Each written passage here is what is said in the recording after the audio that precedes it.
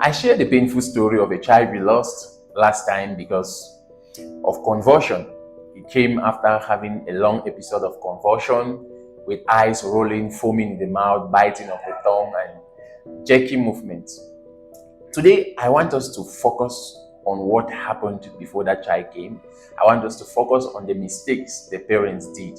The first thing is that I want us not to blame the parents. Yeah, we don't blame them because everything they did was out of love. They loved their child. They were trying to help.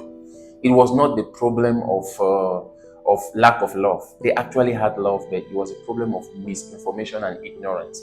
That's why we want to talk about the mistakes that they did that caused this child's life. This series is going to help another parent, it's going to help a teacher, it's going to help a neighbor, to help somebody next time avoid this type of condition. So let's go. Number one mistake that this parent did was what? They were pressing the child down. They were holding the child. You know, many people think that when they press somebody down, it's going to stop the convulsion. No, the convulsion is not occurring on the muscles or on the body. The convulsion is occurring in the brain. Okay, the problem is in the brain. So you holding the child is not going to stop the convulsions. Okay, now on the contrary, pressing that child down can lead to fractures. That child can fracture the bones. You can lead to dislocation, bone dislocation. You can lead to muscle injury. So pressing is a wrong procedure. So this woman did a mistake by pressing the child down. The child would have had maybe a fracture or a dislocation or a muscle injury. The second mistake was putting a spoon inside the child's mouth. You know, a lot of people think that when somebody is convulsing and you don't put something inside the mouth, the person is going to swallow the tongue. No, that's a lie. The person will never swallow the tongue. On the contrary, when you put objects in the mouth like spoons, like foams, like dresses, you are causing that person to choke. Okay, that person cannot breathe well, and that choking can be the cause of the person's death. As a matter of fact, if you put a spoon inside the mouth, you may instead promote injury. You can cause the teeth to be fractured.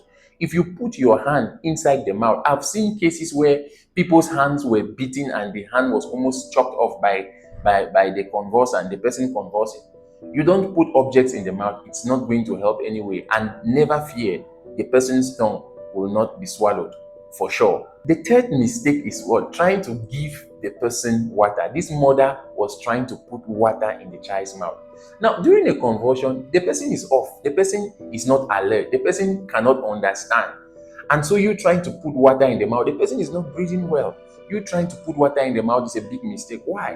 When you put water in the mouth during convulsion, that water does not go into the stomach. It may rush into the lungs. And when it rushes into the lungs, it will cause that person to suffocate. And that person will have aspiration. You cannot breathe well. So it will choke. Water does not have to enter inside the lungs. So when you are putting water in the mouth during convulsion, it will enter inside the lungs. It's only air that is supposed to be in the lungs. And so what are you doing? You are killing that person. So you don't put water in the mouth during a convulsion. That was the third mistake. The fourth mistake was they delayed. There was too much delay. They came to the hospital after 30 minutes. Normally, during a seizure that lasts more than 5 minutes is already a dangerous one. When you have a patient that is convulsing and it convulses more than 5 minutes, it's an emergency.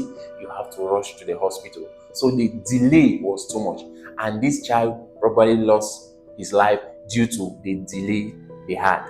So it was not correct to stay in the house for 30 minutes for convulsion. 5 minutes maximum to bring the patient to the hospital.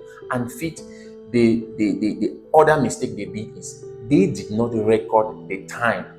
You know, they could not really explain. They said it was about 30 minutes. About was not practical. It was not accurate. Whenever you meet somebody that is convulsing, the first thing that you do is what? You turn on your clock. You take the time. And when the person finishes convulsing, you take the time so that you are able to know the amount of time that person convulsed. And you know what? You better take the images. Sometimes you may not be able to explain to us medical doctors how the person was convulsing. So if you take an image and you come to the hospital, we'll be able to know the type of convulsion because you may not be able to characterize that convulsion. So the mistake they made is they didn't take the time, and there was no image to tell us the type of convulsion that this child was having, even though they described.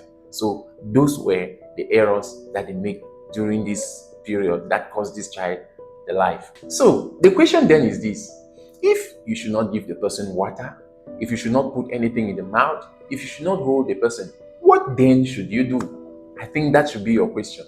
So in the next series, I'm going to tell you what you should do, the first 8 steps that you should take when you meet somebody that is convulsing. These steps will help you, and it will help to save a life tomorrow. So make sure you watch the next series. I'm going to show you a method we call the FAST method, and it's going to tell us the steps that we need to take during a convulsion. Watch out for the next series. Don't forget to subscribe. Subscribe to our channel. You turn on your notification button so that when our videos come on, you'll be the first to know, and share the videos with others. Thank you.